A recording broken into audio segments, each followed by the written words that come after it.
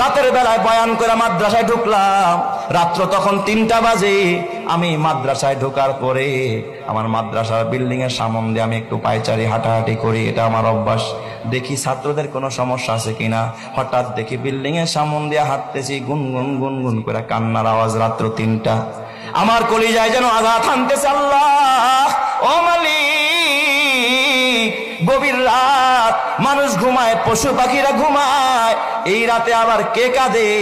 হাঁটতে হাঁটতে যখন মসজিদের দিকে আগাইলাম, দেখি মসজিদের কেসি গেট দিয়া সামনে থেকে কান্নার আওয়াজ আসতেছে। বারান্দায় গিয়া মোবাইলের আলো জ্বালাইয়া যখন আলো মারলাম, তাকায়া দেখি মসজিদের ভিতরে আমার মাদ্রাসার 2টা এতিম বাচ্চা, ওরা বিনয়া বিনয়া মোনাজাত দিয়া কাঁদতেছে। আমার মনটা অনেক খারাপ হয়ে গেল। আরে মালিক, একটার বয়স 10 বছর, আর একটার বয়স 7 কি 8 বছরের বাচ্চা, রাতের বেলায় কাঁদতেছে তাহাজ্জুদের নামাজ পড়া। মনে চাইলো ভিতরে ঢুকে একটু আদর করি, কিন্তু চিন্তা করলাম আয় হায়, আমি ঢুকলে ওরা আর কাঁদবে না, আমলটা নষ্ট হয়ে যাবে। আমি আর ভিতরে ঢুকলাম না, উপরে চলে গেলাম আমার রুমে, হুজরা খানায়। ফজরের আজান হলো, মসজিদে আসলাম। আমি কাতারা দিয়ে হাঁটতেছি আর তালাশ করতেছি, দেখি ওই বাচ্চা 2টা কোথায়।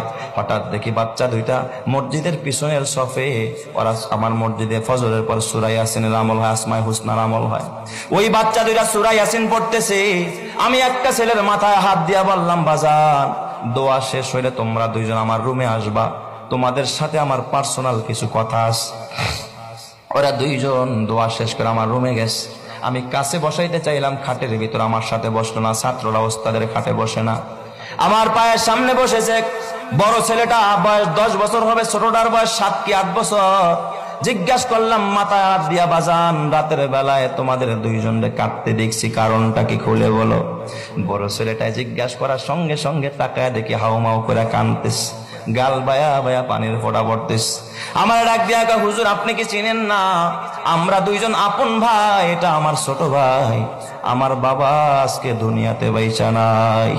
হুজুর আমরা 2জন এতিম, আমার মা, আমার ছোট্ট একটা বোন আছে, এই বোনটাকে নিয়ে একটা বস্তিতে ভাড়া থাকে। হুজুর মানুষের বাড়িতে বুয়ার কাজ করে, এটা দিয়ে আমাদের সংসার চালায় আর আমাদের পড়াশোনা হয়। হুজুর শোনেন, আমার ভাইটার চিকুনগুনিয়া জ্বর, আজ থেকে 4-5 বছর আগে সর্বত্র চিকুনগুনিয়ার ছড়াছড়ি। কয় হুজুর আমার ভাইটা বোর্ডিং এর খাবার, এত নরমাল খাবার আমার ভাইটা কোনোদিন 1 লোকমা, কোনোদিন আধা লোকমা, কোনোদিন একটু ডাইলের পানি চুমুক দিয়া খায়। জ্বরের মানুষ 7 বছরের বাচ্চারে মা বাবারা নুডলস রান্না করে খাওয়ায়, হরলিক্স খাওয়ায়, গরম পানিতে গোসল করায়, মা নিজে খাওয়ায়া দেয়। ওই বাচ্চা মা বাবা সারা বাচ্চা।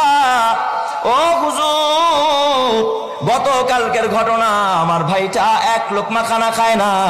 বিকেল বেলা দেখি আমার ভাইটা হেলে দুলে পড়ে যায়।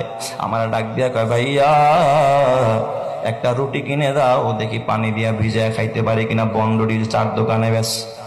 ওই ছেলেটা ডাক দিয়া বলে, উস্তাদ কসম আল্লাহর, আমার কাছে একটা রুটি কেনার মতো পয়সা নাই, ওরে আমি একটা রুটিও কিনে দিতে পারি নাই। বললাম ভাই রে, আসরের পর ঐচ্ছিক ছুটি থাকে, ওই সময় আমি বাসায় যাব, আম্মুর কাছ থেকে টাকাই না, তোরে রুটি কিনে দিব। আমি আসরের নামাজ পড়া দৌড়াদৌড়ি কইরা বাসায় গেলাম। ওই বস্তির ভিতরে যায় দেখি আমার মা ঘরে পড়া, আমার ছোট্ট বোনটা মায়ের পাশে কাঁদতেছে। ডাক দিয়া বললাম, মা কিছু টাকা দিবানি, ওর তো অসুস্থ, ওর একটা রুটি কিনে দিতে হবে।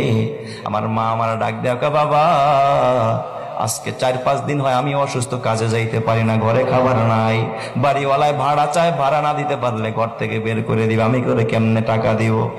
হুজুর আমার মা আমার টাকা দিতে পারে নাই। আমি যখন খালি হাতে মাদ্রাসায়, আমার ভাইটা গোটা বিকাল কাঁদতে কাঁদতে বালিশ ভিজে ফেলছে। হুজুর আমাদের দেখার কেউ নাই, আমার বাবা যদি বেঁচে থাকতো, আমার বাবা আমাদের পাশে এসে দাঁড়াইতো, আমাদের খোঁজ খবর নিত। এই কথা শুইরা বাবা চোখের পানি রাখতে পারি না।